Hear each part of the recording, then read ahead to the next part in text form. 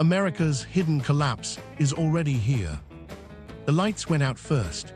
Heat clung to the city at midnight as sirens rose and hospital hallways switched to a low hum of diesel. Water pumps stalled, towers on the skyline went dark like falling dominoes. In the ambulance bay, nurses fanned patients while dispatchers warned, "Conserve power, conserve water, conserve patience." Then the experts' line cut through the noise. The collapse isn't coming, it's already here, just unevenly distributed. If water, power, and mobility buckle together, life narrows fast. To understand how we got trapped, follow the map: rivers, grids, supply lines, and where they're failing, 3 fault lines await. The map that made America. To see why this feels sudden, we need to go back to the maps. The Mississippi Basin isn't a shape on a textbook, it's a machine. 15,000 miles of navigable waterways stitched farm towns to river towns to seaports, making bulk transport cheap before anything else was cheap. Grain, coal, or low-cost movement set the rules. When you can float a barge that replaces 1,000 trucks, you don't just cut costs, you decide where cities make sense. That river lattice built a hierarchy. Up north, the Great Lakes tied interior steel and auto belts to Atlantic trade via canals and later the St. Lawrence. Down south, the Gulf caught the basin's output and shoved it into blue water. Railroads didn't erase that power, they mirrored it. Lines ran where topography allowed, joining river cities, stacking advantage on advantage. The map taught industry where to go long before spreadsheets tried. Energy added a second draft of the blueprint. Coal seems clustered power along the Appalachians and the interior basins. Hydropower pinned aluminium and timber economies to canyoned rivers in the northwest. Then shale fracking rearranged the calculus again, concentrating new wealth in Texas, North Dakota, Pennsylvania. Cheap gas rewired manufacturing bets, and pipelines quietly became the new rivers, out of sight, decisive, and politically explosive. Meanwhile, cities grew along corridors that infrastructure favored. The interstate era didn't invent corridors, it amplified them. I-95 strung together port cities already trading for centuries. I-10 and I stitched the Gulf to the southwest and Midwest, shadowing rail and river linkages. With every new belt and cloverleaf, consolidation got easier. Warehouses swelled at interchanges. Distribution centers stuck to the map like pushpins following gravity. But success carved fragility. Efficiency loves choke points. We poured volume into a few ports, LA, Long Beach, Houston, New York, New Jersey, because scale slashed costs. We consolidated rail yards, built hub-and-spoke trucking, and threaded pipelines through narrow corridors. Power grids linked regions with a handful of high-voltage interties. On paper, the system thrived. In practice, it put eggs in fewer baskets. What nobody planned for was the timing of shocks. Climate variability started tugging at the old assumptions as demand spikes hit from the other side. Barges need river depth. Drought thinned the Mississippi, stranding fleets and rerouting grain to costlier rail. Ports need steady rhythm.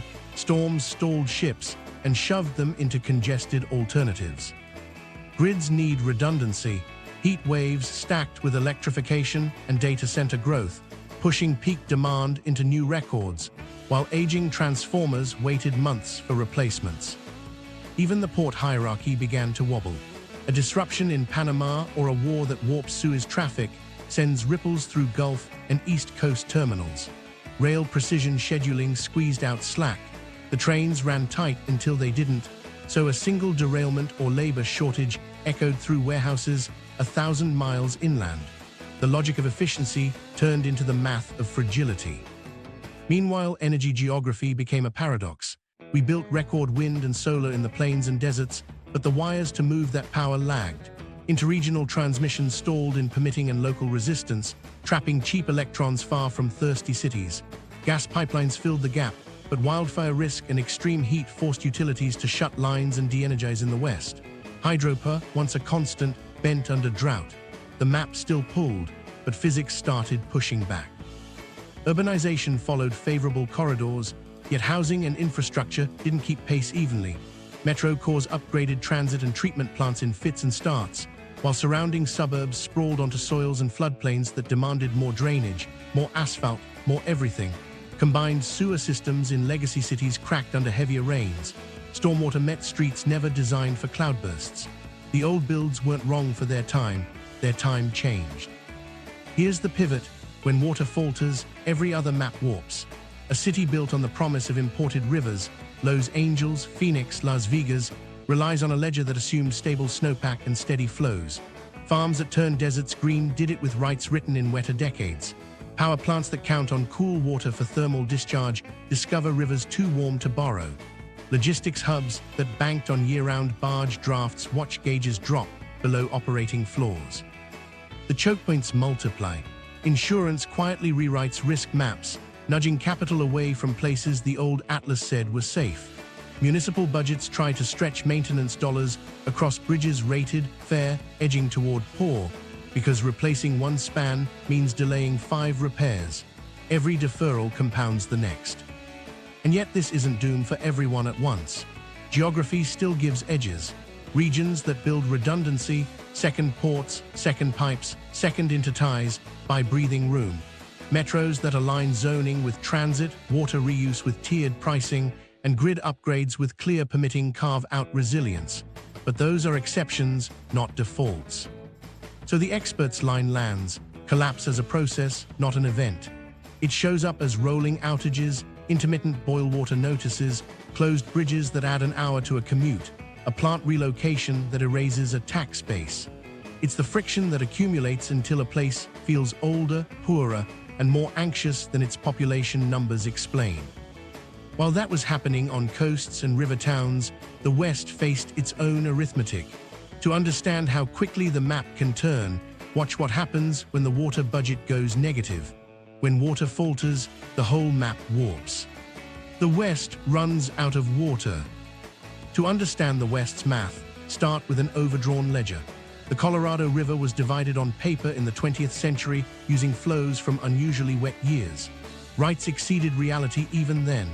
The 21st century made it obvious: hotter temperatures, thinner snowpack, thirstier soils. The same signatures kept showing up in gauges, less water to divide, and more demand waiting upstream and down. Lake Powell and Lake Mead were the shock absorbers. Their purpose was to smooth bad years and store good ones, but string enough bad years together and buffers turn into warnings. Each foot lost at Mead isn't just a number, it's a signal to cities, farms, and turbines. Emergency cuts ripple through the system under tiered shortage rules. When levels drop, the first to feel it might be alfalfa fields in the desert, but the pain doesn't stay there. Meanwhile, the central Arizona project's canal glides past subdivisions that were sold on sun and certainty. CAP turned Phoenix and Tucson into regional anchors, piping Colorado River water hundreds of miles. As river allocations shrink, groundwater becomes the fallback, and that's a second account already overdrawn in many basins. Wells deepen, pumps run longer, land subsides millimeter by millimeter until roads ripple and pipes crack.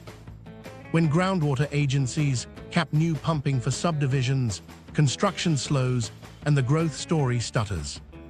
Imperial and Palo Verde valleys grow hay and winter vegetables that feed the country, using senior rights that date to early canals. Those priorities shield them until they don't. Cities negotiate, buy outfields for conserved water, or pay farmers to fallow in rotation. The numbers look clean on a spreadsheet, but towns built around packing sheds and tractor dealerships feel the subtraction first. A school budget shrinks when a farm idles. A cafe loses its morning rush when seasonal crews don't arrive. Las Vegas built a remarkable adaptation playbook: intake tunnels sunk deeper into Lake Mead, aggressive indoor reuse, turf bans. Even so, the physics sets boundaries. If the lake drops too far, hydropower output at Hoover falls off, raising power prices for millions across the Southwest. That cascade travels through household bills and city budgets long before politicians announce a crisis. Agriculture's triage is brutal. Alfalfa and almonds aren't villains, they're plants that made sense when water was cheap. Export crops bring in cash that keeps farms viable. But when you cut allocations, each acre has to justify itself against a city's thirst, a power plant's cooling needs, a wetland's survival. The argument isn't abstract. It plays out at kitchen tables and water boards where neighbors share coffee and lawsuits. A third-generation Yuma farmer stands at the edge of a field he won't plant. His grandfather leveled this parcel with a transit and a shovel. He runs his hand through the soil, still dark from a winter crop, and folds the paper that made the decision, a compensated fallowing agreement. The payment keeps the family afloat this year. The town will feel it next. Fewer trucks at the gym, a quieter hardware store. The high school trims its vocational program because the tax base slipped. The impact doesn't stay within county lines. Fewer winter vegetables from the lower Colorado means supermarket buyers scramble east. Prices wobble, processors move shifts.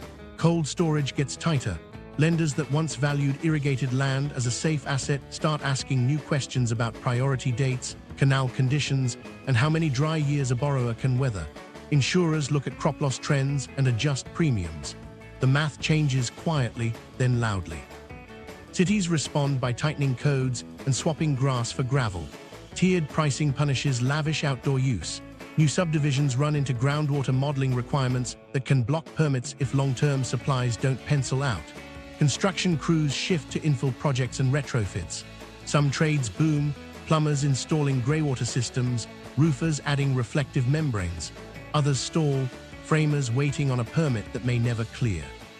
Phoenix and Las Vegas expand reuse, but reuse can't create water, it just cycles it more times. At the margin, desalination enters the conversation, a plant on the Sea of Cortez, a trade of brackish water for river rights. But every pipeline drawn on a map meets a gauntlet of permits, tribes with senior claims, cross-border politics, and a power bill that grows with every mile. The physics doesn't care that a metro needs 100,000 more acre-feet by 2030. Groundwater depletion accelerates where oversight is weakest. In parts of the San Joaquin and the high desert, well logs read like a staircase to nowhere, each new bore deeper than the last, each pump pulling harder, each neighbor's well coughing air. California's groundwater law slows the slide, but plans take years, and aquifers recover even slower. Meanwhile, farm workers chase shorter seasons, and rural clinics see more heat stress as shade shrinks and swamp coolers fail. All of this collides with power. Drought trims hydro per output just as heat drives air conditioning demand. Gas plants run longer, and the pipeline network shoulders the gap. Peak prices creep up on bills that already carry water surcharges. Households cut discretionary spending to keep the lights and taps on. That's how a river problem becomes a regional economy problem without a headline. From a distance, it looks like policy failure. Up close, it feels like arithmetic, over-allocated rights meeting smaller flows, buffers consumed, stopgaps stretched. The expert's point holds, the collapse is here, but it's uneven. A ranch with senior rights hums while a suburb halts permits. A casino keeps its fountains recirculating while a mobile home park posts no new hookups. Where the water runs thin, the map redraws itself. And the Midwest's promise starts to look less like a fantasy and more like a negotiation waiting at the shoreline. The Midwest's hidden water edge and its limits. The story shifts north with a rumor that keeps getting louder. Go where the water is. From Denver patios to Phoenix cul-de-sacs, people talk about the Great Lakes like a safety deposit box you can move into. 5 inland seas, miles of shoreline, and snow that still shows up most winters. Compared to bathtubs like Meade and Powell, it sounds like salvation. Water in the basin isn't a free-for-all. The Great Lakes Compact was written precisely to stop that. 8 states and 2 Canadian provinces drew a hard line. Large-scale diversions out of the watershed are off limits. You can't just run a pipe over the ridge because a distant suburb ran short. Even straddling counties have to thread a needle of conditions and approvals. The lesson lands quickly. If you want to drink this water, you need to live on its terms. Living on those terms means inheriting old pipes and old promises. Legacy cities from Buffalo to Milwaukee carry 20th century networks under 21st century streets. Lead service lines still connect homes to mains in neighborhoods where redlining once steered investment away. Combined sewers flush rain and waste into the same tunnels, so when storms arrive harder and faster, the overflow goes where it always goes, into rivers and basements. The water is here, but the path it takes into kitchens and back out again is fragile. Climate shifts nudge that fragility into view. Warmer lakes feed more intense lake-effect snow in some years, then pivot to soggy springs that drown intersections and fill detention ponds to the brim. Algal blooms flare in western Lake Erie when heat stacks on nutrient runoff, painting a lime-green warning across a drinking water intake. Treatment plants push to the edge. Boil water notices flicker on and off like the power during a thunderstorm. Not constant, just constant enough to breed doubt. Meanwhile, the refuge narrative collides with the job map. Some downtowns found a second wind. Tech firms re-inhabiting brick warehouses in Detroit's Corktown, medical campuses anchoring Pittsburgh. But a boom in one zip code doesn't fix hollowed-out tax bases next door. Suburbs that grew fat on cheap gas and wide roads discover that brittle math lives in cul-de-sacs too, stretched fire protection, underfunded water departments, and storm drains never sized for a 3-inch hour. People come faster than payrolls, and payrolls don't always come at all. Hope still drives U-Hauls east, but zoning meets them at the city limit. In many receiving metros, the best-served neighborhoods are still locked behind rules that keep lots large and buildings short. That pushes newcomers into older housing with deferred maintenance or far-flung rentals that trade water abundance for long commutes. School districts strain, clinics book out weeks.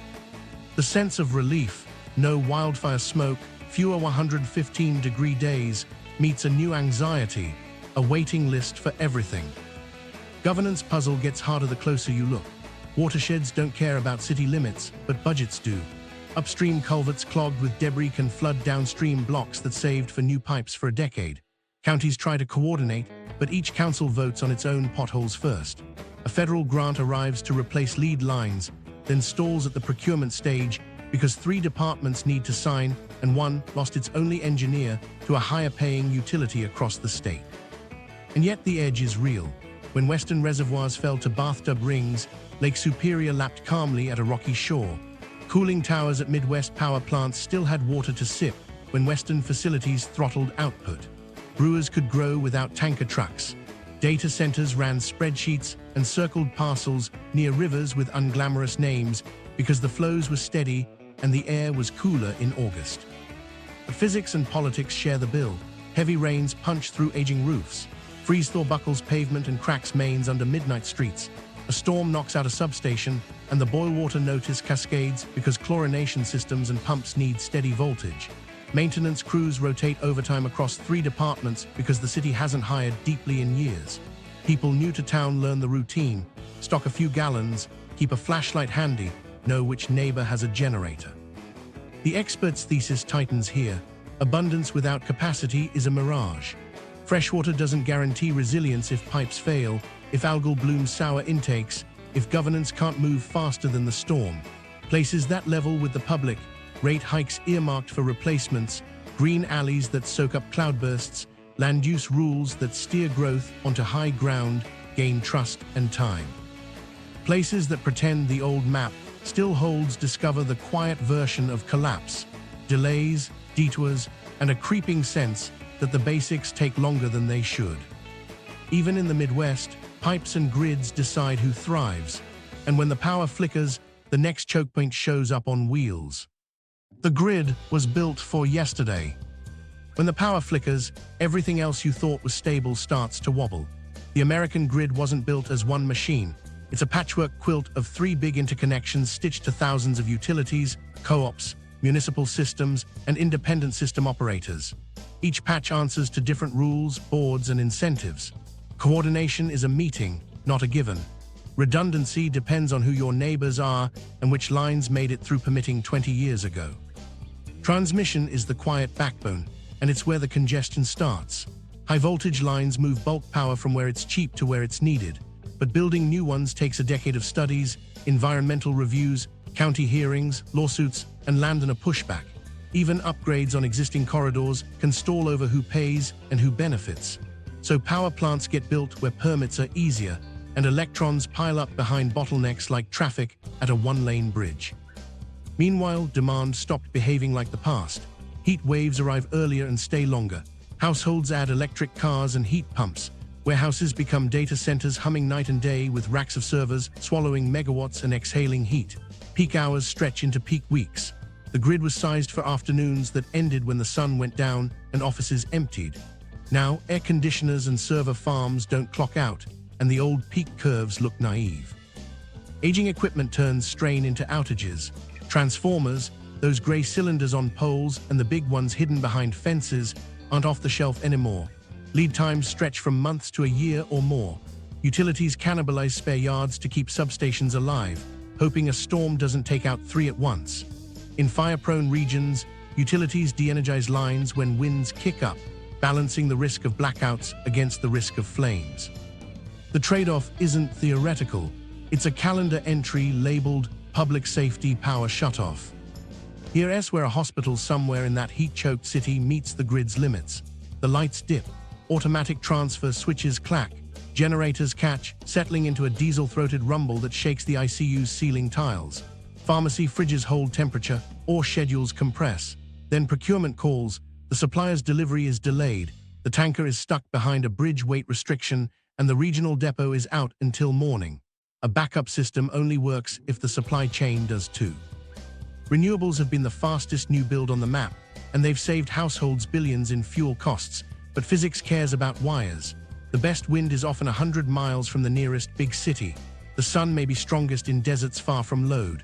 Without transmission, grids curtail, turbines spin while inverters choke output because the lines are full. Solar farms clip their own generation at noon to keep voltages in range. It's like growing food you can't move off the farm gate.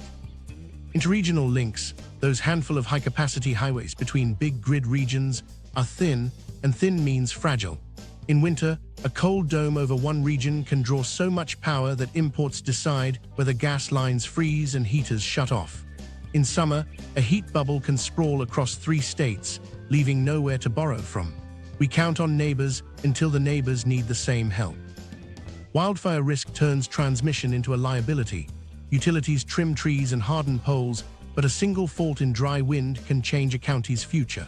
So companies expand sectionalizing, adding switches and sensors to isolate faults faster. It helps, but every hardware fix needs crews, and crews are human, tired from fire seasons that don't end, pulled between repairs and preventive work that never keeps up. Overtime becomes a line item and a warning sign. Permitting is the villain and the alibi. Communities want a voice when towers cross ridgelines and substations appear behind schools. They want benefits if they're taking the risk. Developers want timelines that don't stretch into a child's school career. Policymakers talk about reform, one-stop shops, mandated timelines, cost allocation with teeth. The places that thread that needle move first. Everyone else watches their queues grow, while factories and server farms pick sites with cleaner interconnection paths. Distributed energy helps at the edges. Rooftop solar shaves midday load. Batteries soak up excess and give it back at dinner. Microgrids keep campuses powered through storms. But distribution networks were designed for one-way flow, from substation to street to home. Reverse power changes protection schemes and voltage profiles. Utilities need smarter gear at the curb, and that means capital plans, not pilots. Then there's the balancing act between gas and electrons. As hydropower sags in drought and coal retires, combined cycle gas plants shoulder more peaks, but gas needs compressors, and compressors need electricity. In deep cold or extreme heat, those mutual dependencies show up as rolling shortfalls. Operators juggle reserves, call large customers to curtail, and cross their fingers that a generator doesn't trip at the wrong minute. The fix isn't mystical. It's capacity where congestion is chronic, lines that cross regions, standardized interconnection studies so new projects don't die in queues, and maintenance budgets that reward replacements before failures. It's local politics reimagined as regional planning because electrons don't honor county lines. And it's telling people the truth. Resilience costs money, and bills will reflect it. When power falters, mobility is next. Pumps stall, signals blink, refrigerated trailers race the clock. The grid is the nervous system, but the arteries are steel, concrete, and diesel, and they're already clogging. Freight America when the arteries clog. While the ICU ran on diesel and the lights flickered citywide, the freight network felt it in minutes. A missed green light at a key interchange stacks trucks. A dead fuel pump idles a yard crane. A single missed window cascades through warehouses that run like clockwork until the clock slips. Freight is muscle memory, and lately it's a strained tendon. Rail promised certainty. Then consolidation and precision scheduling wrung slack out of the system. Trains got longer, crews got leaner, yards closed in smaller markets and funneled traffic through mega hubs. It worked on blue sky days. On gray ones, a crew shortage, a weather hold on the pass, or a software hiccup parked miles of rolling inventory on sidings with no spare locomotives to break the jam. A derailment that once delayed a few locals now pauses a region. Shippers felt the new math fast. Farmers who counted on unit trains to move grain learned that a missed slot meant storage costs or price penalties. Manufacturers retimed deliveries, padding windows they thought precision had eliminated. Intermodal yards, the hinge between trains and trucks, ran hot, and when chassis pools ran thin, containers sat, accruing demurrage fees that punished the customer for congestion the customer couldn't fix. Trucking absorbed the overflow, but trucking has its own limits. The median driver is older than the average American worker, and the pipeline isn't refilling quickly enough. Training schools can graduate more, but housing costs near ports and distribution centers make entry-level wages a gamble. Hours of service rules cut long sprints into shorter, safer legs, which helps the public and strains just-in-time schedules. Then fuel spikes turn profit margins into dice rolls. Dispatchers pick which loads to eat losses on and which to reject. Infrastructure quietly shapes every trip. Weight-restricted bridges push trucks onto longer detours that burn diesel and erode driver hours. Low-clearance rail bridges on legacy routes force expensive, high-cube cargo onto alternate paths. Urban delivery fights curb space with ride-hailing and construction zones. Every delay lives on a planner's spreadsheet as buffer, and buffer is the opposite of efficiency. Ports are the bright, brutal chokepoints. LA Long Beach handle volumes that swell with shopping seasons and overseas shocks. A queue offshore means idle crews inland. When a storm diverts traffic from the Gulf, East Coast terminals swell, then discover their rail slots are already promised. Panama's water levels drop. Suez becomes risky. Suddenly Gulf and Atlantic ports fight for yard space, while chassis go missing to repair queues. The labor that keeps boxes moving, crane operators, maintenance crews, drayage drivers, can't be conjured overnight. Inland waterways used to be the pressure valve. When rail was tight and diesel high, barges carried grain, fertilizer, and steel with silent efficiency. Then the Mississippi fell to low stages, grounding tows on sandbars. Tow sizes shrank, transit times doubled. Export elevators near the river paced their intake, while Midwest elevators watched bins fill. Buyers in North Africa and Southeast Asia read the same river gauges and hedged, shifting orders to Brazilian ports.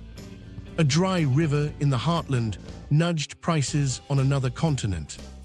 Warehouses multiplied in exurban belts where land was cheap and zoning compliant, until labor couldn't reach them without hour-long drives and two-bus transfers. Local opposition stiffened as truck traffic and diesel soot met school pickup lines. Communities passed stricter rules on operating hours, idling, and setbacks. Developers pivoted to taller buildings with mezzanines and automation, which solved throughput on paper and created demand for technicians the region hadn't trained yet. Retailers lived on just in time until it turned into just too late. Safety stock crept back into budgets. That means more warehouse space, more racking, more forklifts, costs that don't show up at the checkout line until they do. Small importers with thin margins and weak negotiating power ate fees they couldn't pass on. Some closed. Others shifted to slower, steadier suppliers, trading variety for predictability. Consumers felt it as fewer options and higher prices, with a shrug from systems that no longer pretended to be frictionless. Meanwhile, the digitization of freight created its own vulnerability. Visibility platforms lit up bottlenecks in real time, but a cyber incident at a major logistics software provider knocked out scheduling for days. Trucks rolled blind. Gate appointments vanished. Recovery took weeks in planning terms, meaning months in human terms, missed overtime, delayed bonuses, and an overtime surge somewhere else to clean up the mess. Here's the twist: even good fixes jam the system at first. New safety inspections catch cracked brake beams and sideline rolling stock. Bridge repair projects shut lanes and force nighttime detours for months. A port adds electric yard tractors, then learns the substation upgrade will take 2 summers. Every improvement passes through a season of pain where throughput dips before resilience rises. Not everyone survives the dip. Unknown to many, the map is already shifting. Secondary ports that invested early in on-dock rail and inland port partnerships win cargo when giants choke. Short lines that kept local customer service thrive by bridging stranded shippers to Class I networks. Regions that coordinated truck parking, electrified drayage, and streamlined permits shave minutes everyone else burns. Physical decay worsens each delay and detour. A loose expansion joint becomes a weight limit. A weight limit becomes a reroute. A reroute becomes a missed delivery. And somewhere down the line, a hospital waits on a pallet in a trailer that hit every choke point the map could offer. The bridge problem and everything under it, 730 words. Bridges tell the truth about time.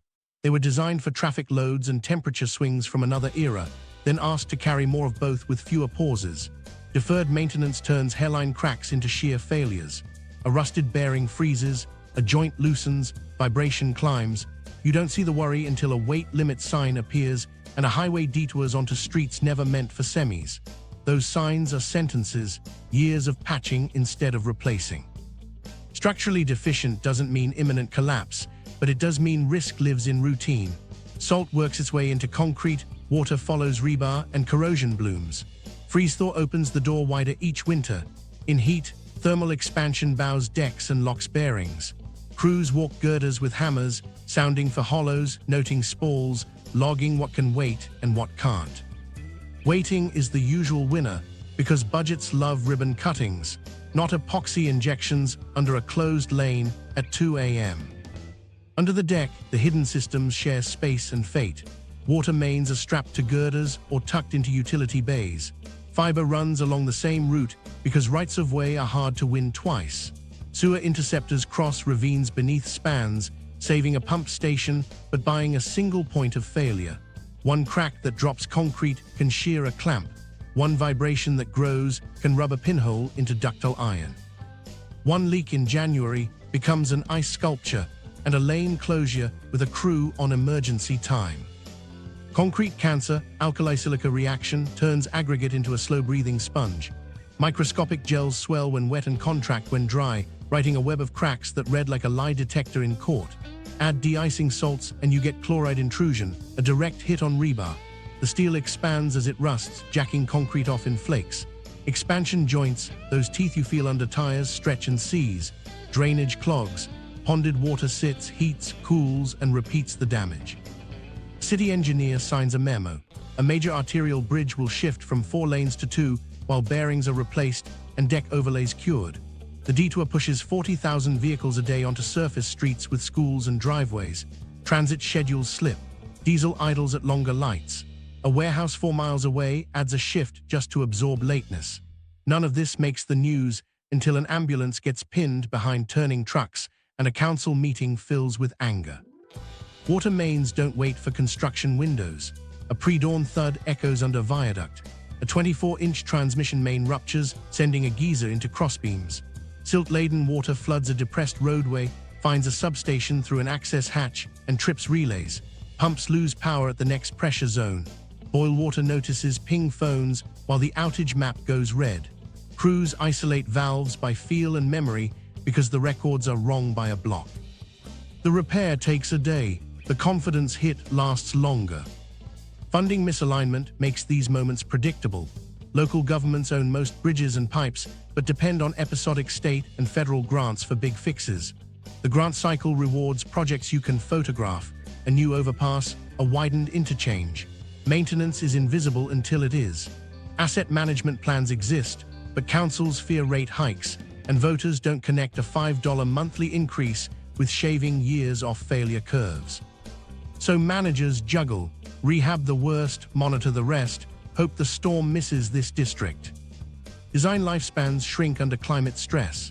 A bridge poured in the 1970s expected a certain number of thermal cycles and a modest range. Now heat domes deliver weeks above design temperatures, polar snaps follow, flood recurrence intervals compress, 100-year events visit twice in a decade. Scour around piers deepens when flood peaks sharpen, riprap shifts, foundations lose cover. Engineers run new models and swallow hard. The factor of safety is thinner than the plans promised. While that's happening in one metro, a coastal county faces salt spray that creeps farther inland as storm surge pushes brackish water up tidal rivers, accelerating corrosion on spans previously considered inland. Inland, wildfire smoke blankets crews, work windows narrow, protective equipment slows productivity. Labor markets tighten, welders and bridge inspectors retire faster than apprentices finish. Contractors bid higher to cover risk and insurance, pushing projects into next year's budget, where inflation eats scope. There's a fixed pattern that works when politics allows it. Inventory honestly. Rate assets by condition and criticality, not by zip code. Prefund replacements with dedicated lockboxed revenue.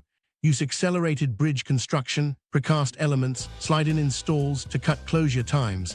Separate pipes from bridges where possible. Where not, add isolation valves and real-time sensors. Rubberized joints, improve drainage, seal decks regularly. Coordinate across departments so a water main replacement precedes a resurfacing by months, not hours. Some places do it, and the difference is obvious. Freight flows with fewer detours.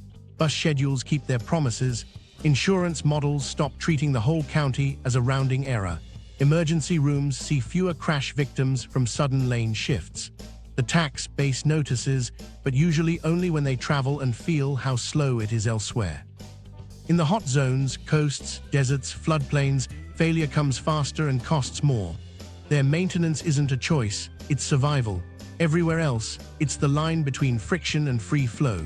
And when bridges hold, the next threat steps forward wearing flame and heat. Fire, heat, and the edge of habitability.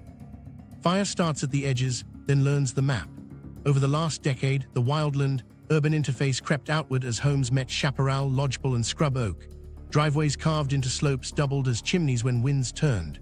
Evacuation plans assumed clear roads, then 2 lanes became 1 when brake lights met smoke. Insurance arrived each renewal with new math, premiums up, coverage down, or a polite non-renewal letter that sent homeowners to the state's last resort pool. Mortgage lenders watched, nervous, because without insurance the deed isn't financeable. That's how a neighborhood turns from beloved to brittle before a match is ever struck. Cities felt a different burn. Urban heat islands locked in long after sunset. Asphalt held the day's heat, and older brick carried it into bedrooms where box fans pushed hot air in circles. Mortality didn't spike from noon headlines. It climbed at 2 a.m. when core temperatures never fell. Work productivity slipped in warehouses and kitchens, then in offices where cooling setpoints couldn't keep up. The grid felt all of it. Air conditioning demand rose just as the sun dipped and rooftop solar relaxed, turning twilight into the most dangerous hour. Meanwhile, drought turned the water energy tie into a trap. Reservoirs shrank, spillways dried, hydropower output dropped when it was most valuable. Gas plants ran harder to cover the gap, but hot intake water cut thermal efficiency and environmental permits pinched discharge temperatures. Transmission losses ticked up in superheated air. Utilities called for conservation, then flipped to rotating outages to avoid system collapse. In that moment, every device designed for comfort became a lifeline or a risk. A window unit that saved a life, a dead fan in a senior's apartment that didn't. Building stock lagged the weather. Codes were written for yesterday's climate, and retrofits are messy, expensive, and slow. Shade trees take years to grow. Reflective roofs and better insulation need crews, permits, and money renters don't control. Landlords weigh upgrades against turnover. Tenants improvise with foil on windows and cold showers before bed. In older neighborhoods, sealed windows trap heat when the grid fails, turning apartments into ovens. In newer ones, open-plan homes run big volumes of air through undersized ducts, straining compressors designed for milder summers. Labor shifts followed the thermometer. Outdoor crews started earlier and ended later, leaving a hot, hollow middle to protect bodies from heat stroke. Concrete pours moved to dawn. Roofing crews watched shingles soften by 10 a.m. Logistics rewrote schedules. Grocery deliveries came overnight. Yard moves happened in the dark. And cold chain managers measured margin in minutes because cross-dock doors turned loading bays into furnaces. Warehouses added swamp coolers where humidity allowed, then discovered that heat plus moisture killed barcode labels and buckled packaging glue. Insurance retreated not just from forests, but from zip codes that failed too many stress tests. A string of heat-related claims, HVAC failures, roof damage, refrigerated loss, drew underwriter attention. Premiums sharpened across entire metros, nudging capital toward cooler, better-prepared neighbors. That's how investment follows temperature without a speech. A spreadsheet tilts, and a project slides to another county. Fire seasons stopped being seasons. Crews rotated through longer calendars, training in April and mopping up in December. Smoke traveled hundreds of miles, turning noon orange in cities that thought fire was a Western problem. ERs saw asthma spikes. Schools kept kids indoors. Construction slowed as air quality indices crossed thresholds the safety manual had to add last year. Utilities cut power during wind events to prevent sparks, then took heat for the darkness. People bought generators. Neighborhoods filled with the sound and fumes of small engines made for a different climate. In the background, adaptation moved, uneven and practical. Cities mapped heat in finer detail, block by block, then aimed trees and cool pavements where readings ran hottest. Bus stops got shade and water fountains. Cooling centers extended hours with cots for overnight heat waves and shuttle routes that matched where seniors actually lived. Small grants swapped black roofs for white and asphalt for permeable surfaces that shed heat and drained storms.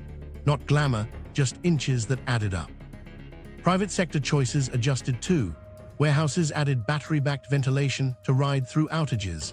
Data centers negotiated contracts that tied expansion to substation upgrades plus on-site water storage, or they chose cooler regions with fewer peak days. Outdoor event planners built heat clauses into schedules. Athletic programs rewrote practice plans around wet bulb readings, not clocks. Delivery apps adjusted pay for heat to keep fleets moving without breaking bodies. Still, the edge of habitability isn't a line you can see. It's a pile of annoyances that turns into a threshold. When a household can't sleep through summer, when an elderly neighbor won't leave a hot apartment because the elevator dies during outages, when property insurance quotes exceed mortgage payments, people make a different decision. Some shift within the metro, chasing a breeze on a higher floor or a tree-lined block. Others look at a map and choose latitude instead of loyalty. And that's where the experts' warning returns. Fire and heat don't end a city by themselves. They raise the cost of staying until enough people, insurers, and employers decide to test somewhere else. When places strain, people move, ready or not. The Great Shuffle, internal climate migration. Movement starts with a thought you try not to say out loud. A summer that felt longer than last year. An insurance renewal with a number that didn't make sense. A pediatrician who pulled you aside and said the nighttime heat isn't safe. Early flows began quietly. Families in the Southwest packing for the interior, coastal renters choosing higher ground instead of another flood cleanup, retirees swapping Sunbelt golf courses for shaded lakes where heat breaks at night. Realtors in Boise, Madison, Columbus, and Tulsa started taking calls with the same opener. We're looking for something steadier. Receiving regions felt flattered, then overwhelmed. Housing stock that once turned over slowly got snapped up. Zoning rules meant for a different era held the line on duplexes and backyard cottages. School districts took new students without new buses. Clinics watched waitlists stretch. The idea of a safe harbor met the math of capacity. Water may be there, but classrooms, doctors, and electricians are not conjured by the zip code. Insurance drew its own map. Flood pricing climbed after repeat losses, wildfire deductibles spiked, heat-related claims nudged premiums across whole metros.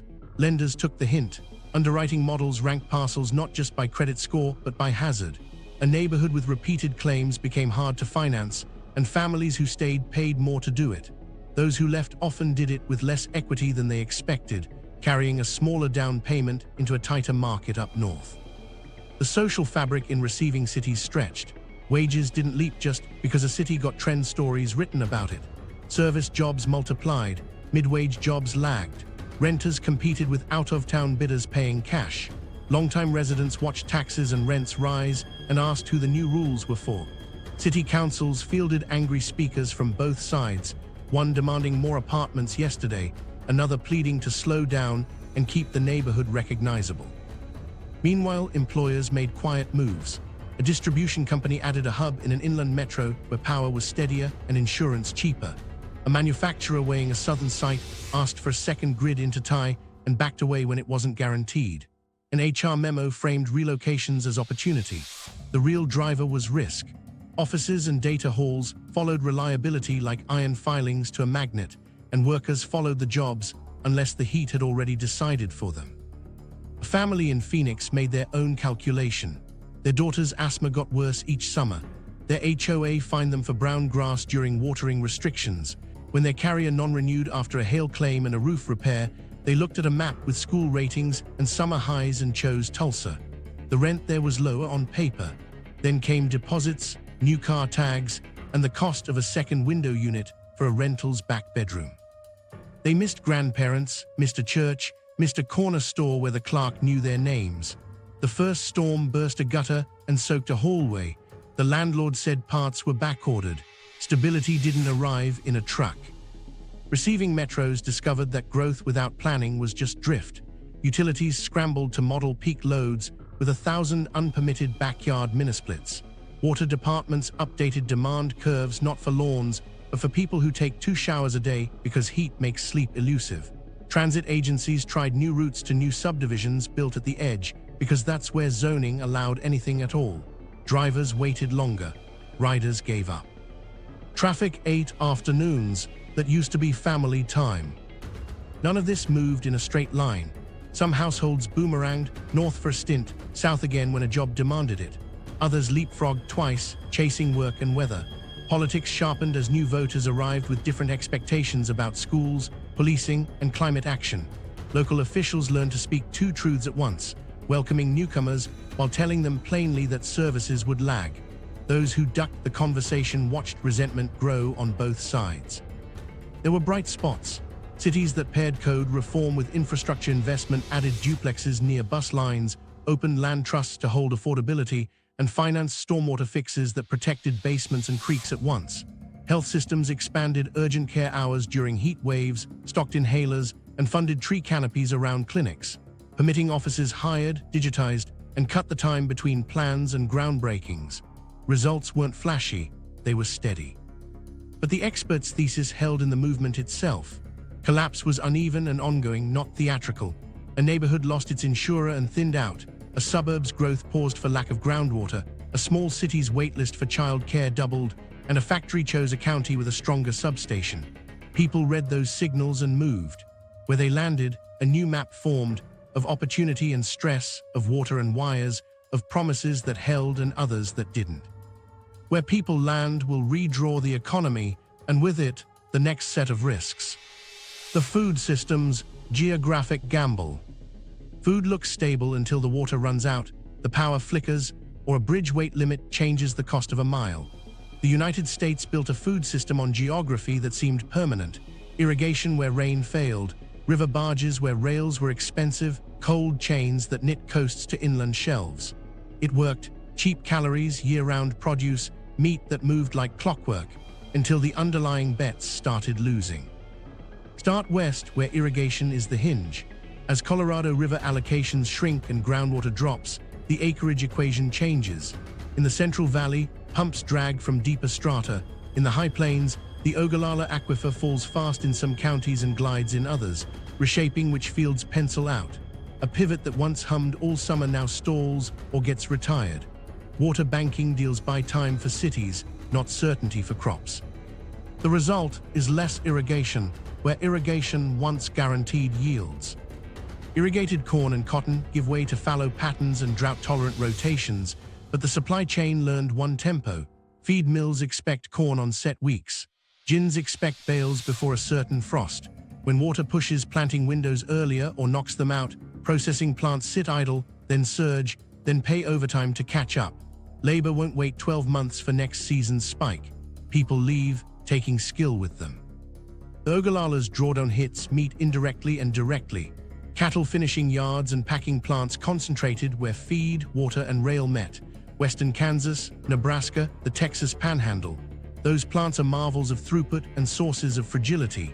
A single facility can handle thousands of head a day. But water permits, heat waves, and grid reliability now show up in site planning memos. If a city imposes tighter water allocations or a substation can't guarantee peak power, a plant reduces shifts. With fewer regional plants left after decades of consolidation, a cut is not local. It echoes in prices nationwide. Cold chain concentration raises the stakes further. Freezer warehouses cluster near rail junctions and interstate ramps. Ammonia systems and compressors ride close to design limits on hot days. A blackout that lasts hours can push core temperatures toward the edge. Backup generators help, but diesel deliveries during region-wide outages are uncertain. Insurance underwriters, already jittery from fire and flood losses, scrutinize contingency plans and raise premiums for facilities that can't prove redundancy. That cost flows to the checkout lane. Grains tell another story through the Mississippi. Low river stages strand barges or force lighter loads, multiplying trips. Export elevators near New Orleans slow intake. Basis prices shift inland. Elevators in Iowa hesitate to buy as aggressively if they can't move grain out. Farmers sit on crops longer, waiting for freight to normalize, while interest ticks on operating loans. Overseas buyers hedge by shifting orders to other origins, and once relationships move, they don't always swing back quickly. Fertilizer is the quiet accelerant. Plants on the Gulf rely on natural gas and smooth port logistics. When gas prices spike or a plant shuts for maintenance into a shipping delay, prices ripple fast. A farmer planning a nitrogen rate at one price trims application when invoices climb, risking yield. Multiply that across a region during a tight water year, and national output drops a notch you feel 2 aisles over from the kale. Supermarket logistics runs on regional hub-and-spoke models. A few distribution centers feed vast metro footprints. If one DC goes down, storm damage, a cyber incident, a labor outbreak, the backfill plan stretches trucks and drivers across wider radiuses. Perishables ride the edge, berries, greens, milk. A missed slot means shrink. Chains with cash reroute. Independents take empty shelves and apologies. Consumers call it supply chain issues, then adjust habits in small ways that stick. Meanwhile, export crops complicate the narrative. Alfalfa cubes ship out of Western ports to feed dairy herds in Asia. Almonds ride containers to Europe and the Middle East. Critics target thirsty exports, but growers answer with ledger lines. Export income supports local payrolls. When water allocations tighten, the calculus pits a valley's jobs against a city's lawns and a power plant's cooling. Boards decide, acre by acre, what survives. Adaptation shows up as experiments. Drip irrigation expands.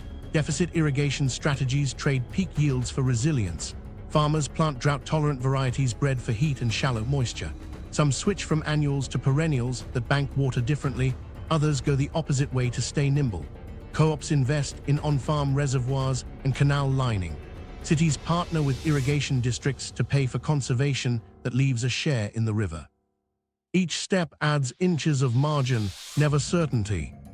The gamble becomes visible in groceries. Prices wobble seasonally in ways that make planning harder for families. Restaurant menus shift when a staple becomes a liability. Food banks feel spikes before headlines do, as donations drop and need rises together. None of this looks like empty shelves everywhere. It looks like a steady erosion of predictability. Money follows certainty until certainty vanishes. Lenders ask for water rights documentation like they once asked for credit scores.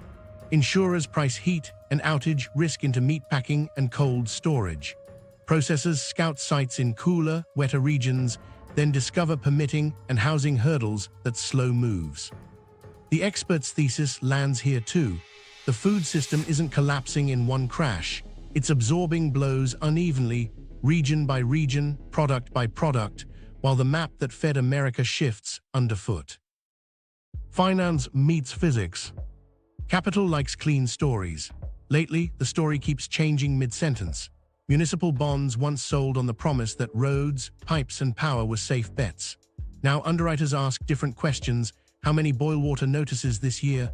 What's the average outage duration? How many bridges sit one inspection from a weight limit? The answers feed models that nudge interest rates up by fractions that become millions over a 30-year bond. Cities feel it first when a routine issuance draws fewer bids.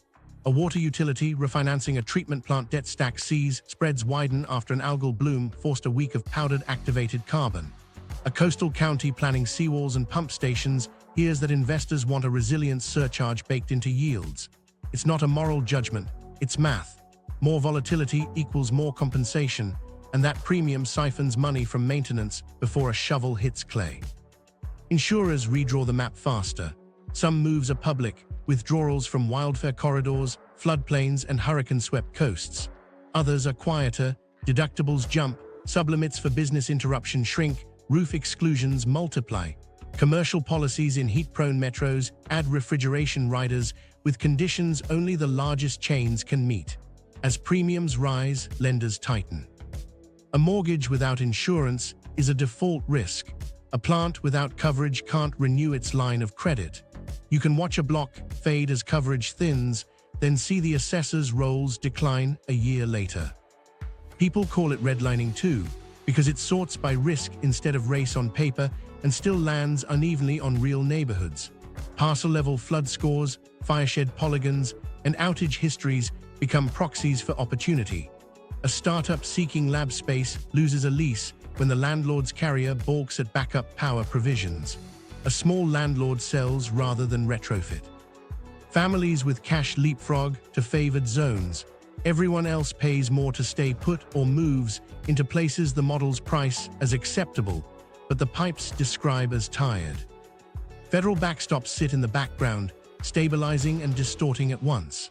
The National Flood Insurance Program keeps coastal mortgages possible, but also holds premiums below pure risk in some areas, inviting rebuilding. Disaster aid patches budgets after the storm, then dries up when cameras leave. States create reinsurance programs to keep homeowner markets from collapsing, shifting tail risk to taxpayers. Every safety net raises the old question: who gets bailout out and who doesn't? Politically connected metros might win appropriations for big-ticket protection. Rural counties patch with volunteers and hope. Corporate site selection used to chase tax incentives and land price. Now the first pages of the deck are water, power, and permits. A chip fab asks for 2 redundant high-voltage feeds and guaranteed outage metrics. If the interconnection study shows a 5-year queue, the pin moves on the map. A beverage plant screens for aquifer stability, legal certainty on withdrawals, and treatment plant headroom. A server farm calculates water use for evaporative cooling against heat trajectories and public scrutiny, then shops for dry cooling plus a substation upgrade. Permits are the governor on ambition. A contested transmission line can kill a project more efficiently than a hostile council meeting. A micro-story from a river city makes the point. A data center breaks ground on a river-adjacent parcel after a consultant cites 100-year flood maps. The 100-year happens twice in 5 years. The first event licks the berms and scares investors. The second overtops an access road, forcing a month-long shutdown and a costly rebuild of the electrical yard on stilts. Insurance pays once, then rewrites the policy. The company adds pumps, walls, and on-site water storage for cooling, but the CFO's next site shortlists a place with higher banks and lower premiums. The city keeps the tax revenue, but loses the expansion. Bond markets begin to differentiate within states. A county that adopted a transparent asset management plan and raised rates to replace mains earns a tighter spread than a neighbor still patching leaks with hope. Rating agencies start adding climate governance to their rubrics. Do you have a heat plan, a drought plan, and funding to match? The grades adjust, and with them, the cost of every library, bus depot, and culvert. Private capital tries to front-run the physics. Infrastructure funds buy toll roads, water concessions, and peaker plants where regulations allow cost recovery indexed to stress. Yields look attractive until a wildfire knocks out a transmission path and revenue vanishes for a quarter. Pension funds diversify into core plus assets, then learn that plus is a synonym for might flood. Developers pivot to resilient design not because it's trendy, but because lenders require it. Elevate, harden, add redundancy, show the maintenance plan, then we'll talk terms. Citizens feel this as rates and rents. A utilities resilience program adds a few dollars a month. A landlord passes through insurance hikes. A grocer raises prices after its insurer demands backup generation. The politics turn cold. Voters want resilience without the bill.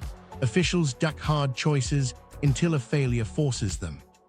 The places that face the ledger early, tiered water pricing, stormwater fees that fund real projects, grid upgrades with clear timelines, build credibility that lowers borrowing costs later. That's finance acknowledging physics. The expert's thesis threads through the numbers. Collapse isn't a cinematic crash, It's a risk premium that grows with every deferred fix. Investors mark it in basis points, insurers mark it in exclusions, families mark it in moving boxes. The timeline isn't tomorrow, it's already on the balance sheet, uneven and compounding. The expert's case: collapse as a process. Already collapsing sounds like hyperbole until you define it. The expert draws a simple line. A society collapses locally when basic services fail intermittently, costs compound faster than incomes, and people adapt by shrinking their lives or leaving. Not everywhere, not forever, just enough in enough places, often enough, to change how the country functions. That's the process. You can measure it. Start with outage hours, not one storm, but creeping averages, minutes per customer per year rising, restoration time slipping as storms intensify and spare parts lag. Add boil water notices, days when tap water needs a rolling boil before dinner, recurring in the same neighborhoods. Count bridge closures and posted weight limits that turn a 10-minute delivery into 45.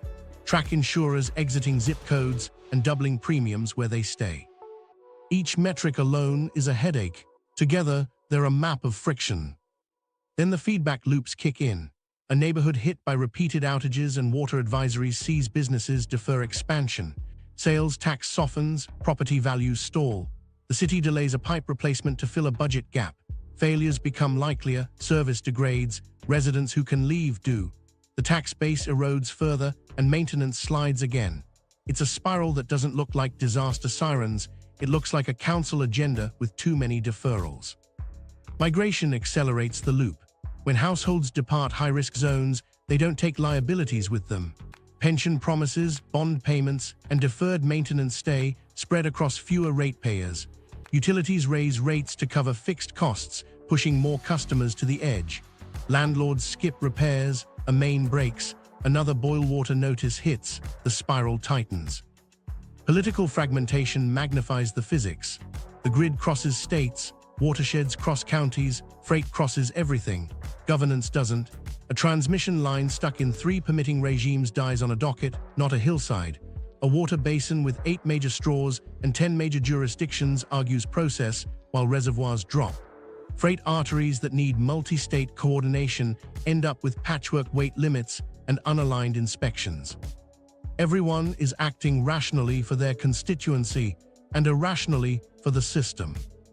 Meanwhile, incentives reward ribbon cuttings, not maintenance. The official whose career benefits from a new interchange has less reason to campaign for relining a sewer interceptor. Maintenance budgets get raided during recessions and never fully restored. Procurement rules favor lowest upfront cost over lifecycle value. The result is predictable. Infrastructure that ages into failure during weather it wasn't designed for, repaired with dollars that buy less every year. None of this means uniform decline. There are pockets of renewal where policy meets geography well. A river city that invested in setback levees and green floodways brought back floodplain storage and restored insurability. A multi-state grid project got built because governors aligned incentives and shared costs, cutting blackouts and inviting energy-intensive employers. A desert metro paired water reuse with tiered pricing and honest growth caps, stabilizing supplies without a growth crash. These aren't miracles, they're governance that respected physics. But the process model warns against extrapolating bright spots to a national cure. Success requires competence, capital, and political cover, rare to align and easy to lose. And even the winners are buying time, not immunity. Maintenance remains a subscription, not a one-time purchase. The expert points to telltales that predict where the spiral starts. Look for places where hazard exposure, fiscal fragility, and institutional complexity overlap. Hazard exposure, heat, fire, flood, drought, or some mix. Fiscal fragility, thin reserves, shrinking tax base, high legacy costs, rising insurance. Institutional complexity, fragmented utilities, overlapping special districts, councils at odds with state regulators. Put those layers together, and you get a map of near-term stress. A hallmark of process collapse is substitution. People and firms start paying with behavior when money isn't enough. Businesses buy generators rather than trust the grid. Households store water and drive to laundromats when mains are unreliable. Truckers carry paper maps for detours around posted bridges. Hospitals schedule electives around forecasted heat. None of these choices are irrational, they're rational in a failing equilibrium. But each substitution subtracts from the shared system, starving it further. Another hallmark is normalization. The first boil water notice shocks, the fifth becomes routine. Insurance letters that once meant panic now mean paperwork and a higher deductible. Voters stop believing promises and start hoarding workarounds. Cynicism is an infrastructure failure too. It kills coalitions needed for big fixes. So what works when physics is the constraint? The expert starts with triage. Prioritize assets by criticality and risk, not visibility. Replace the substation on the hospital feeder before the decorative streetscape. Harden the wastewater plant above flood stage before the soccer complex. Build redundancy where single points of failure cascade, second feeds for power, looped mains for water, alternate routes for freight. Then fix governance. Align jurisdictions with the systems they manage, watersheds for water, grid regions for power, with compacts that have teeth. Reform permitting with timelines and shared cost allocation, while preserving real community benefits. Index maintenance, funding to asset age and hazard, lockbox it, and tell the public what it buys in plain terms. Finally, measure what matters and show it. Post outage minutes, main breaks, bridge conditions, insurance availability, and heat mortality transparently. When people see progress, they tolerate costs. When they see spin, they leave. This isn't about tomorrow's apocalypse. It's about uneven collapse already in motion, felt as higher bills, longer detours, louder generators, and quieter neighborhoods. The way out starts with admitting the physics, then budgeting like we believe it. Places that bent the curve. Not everywhere is sliding. A few places stared at the physics and adjusted. A river city on the lower Mississippi stopped pretending levees alone would save it. Engineers mapped the floodplain, then cut new green floodways through old industrial parcels, buying out low-lying blocks and turning them into parks that flood on purpose. Setback levees widened the river's room to rise. The first big test came on a spring crest. Water spread into the greens, spared neighborhoods, and insurers noticed. Premiums eased from punitive to plausible. A manufacturer delayed by rising rates returned with an expansion. The fix wasn't glamorous, it was geometry and honesty. Up the map, governors did something rare. They shared power literally. A regional high-voltage intertie long stuck in lawsuits finally cleared, not because the opposition vanished, but because benefits were guaranteed and paid. States agreed on cost allocation. Communities along the route got tangible upgrades, new feeders, job training, local reliability goals. When the line energized, blackouts dropped across 3 states during the next heat wave. Factories that used to idle on peak days stayed open. A data campus that had circled the region for years signed on, citing the intertie in its announcement. Electrons aren't sentimental, they flowed where the path existed. In the desert, a metro paired discipline with reuse. For years, leaders told residents what they didn't want to hear. Growth would live within water they could prove. They tightened outdoor irrigation, invested in advanced treatment that polished wastewater into reclaimed supply, and priced water in tiers that made waste expensive and basic use affordable. Developers grumbled when new subdivisions had to show a 100-year supply on paper that auditors reviewed. But the metro avoided a permit moratorium that hit neighbors. When the river dipped, they slowed, not slammed, and investors valued that predictability. Housing policy turned out to be infrastructure by another name. In one receiving metro straining under migration, the council rewrote codes to allow multiplexes on transit streets and corner lots. Parking minimums fell near frequent buses. Tax increment financing paid for sewer upsizing and water main loops so infill didn't burst brittle pipes. The city offered pre-approved, pattern book plans for small multifamily that shaved months off permitting. A modest wave of 3- and 4-plexes followed, invisible to the skyline but vital to families who needed a place near work and schools. Rents stabilized enough to breathe. Maintenance-first budgets changed cultures. A county created a lockbox, a dedicated fee tied to asset age and condition, indexed to inflation, with a citizens' board posting quarterly progress. Politicians couldn't raid it without a supermajority and a public hearing. The county replaced the worst mains, poured overlays before potholes took over, and swapped failing transformers before the heat arrived. Calls for service fell, crews spent fewer nights chasing emergency repairs and more days doing scheduled work. The savings weren't headlines, they were the absence of disasters. Maps got honest. One coastal region scrapped static 100-year flood lines and moved to probabilistic, forward-looking risk layers. Permits shifted accordingly, elevate here, retreat there, harden everywhere in between. Buyouts focused on blocks, not scattered lots, so people could move within their community. Developers gritted teeth, then adapted. Lenders appreciated clarity more than rosy assumptions. The region didn't stop storms, but it stopped pretending each was unprecedented.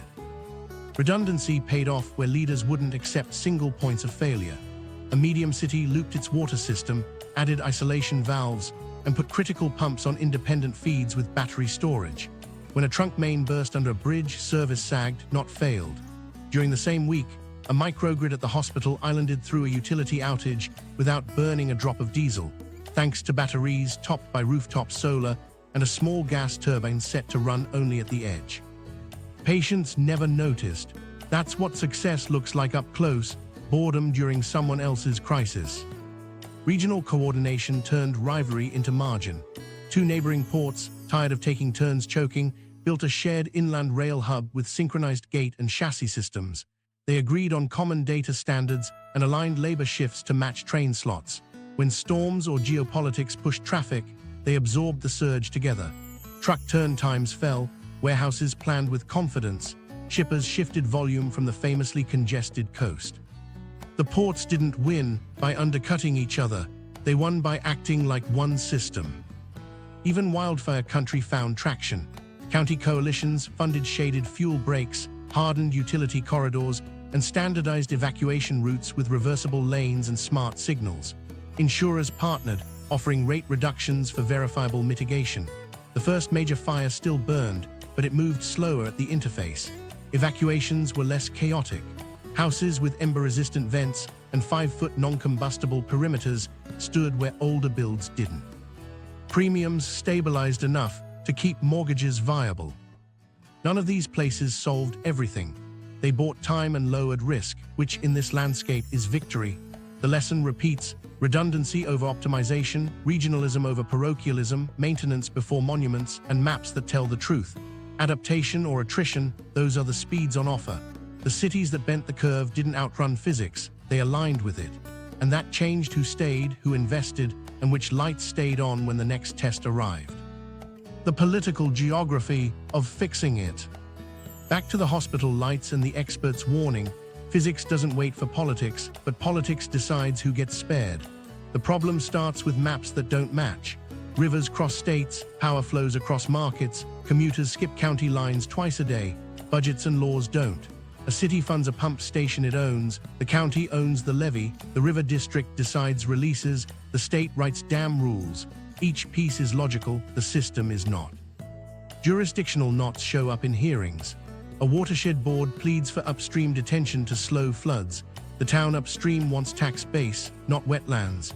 A grid operator needs a new 500 kV line. 3 counties say yes, 1 says no, and a state commission runs out the clock. Freight corridors cross 5 dots with 5 pavement standards and 4 inspection schedules. The expert puts it simply: fragmentation turns engineering into diplomacy, and diplomacy runs on calendars storms don't read. Permitting reform is the battleground where values collide. Speed means cleaner lines on the map and shorter queues for transmission, water reuse, and housing. Local voice means real mitigation and trust. The places that moved forward traded guarantees, timelines with teeth, community benefits that cash out early, and routing that avoids the most sensitive ground. They didn't erase opposition, they made it specific. Fix this crossing, fund this park, buffer this neighborhood, and then they built. Who pays is the next fight, and it's not academic. Ratepayers can fund grid upgrades, but low-income households feel spikes first. Taxpayers can fund bridges and culverts, but sales taxes hit renters with no property cushion. Users can pay tolls and congestion prices, but access becomes a wallet check. Equity isn't a slogan, it's a ledger. Smart places phased rates, protected lifeline tiers, and targeted relief to bills, not to blanket exemptions that starved maintenance.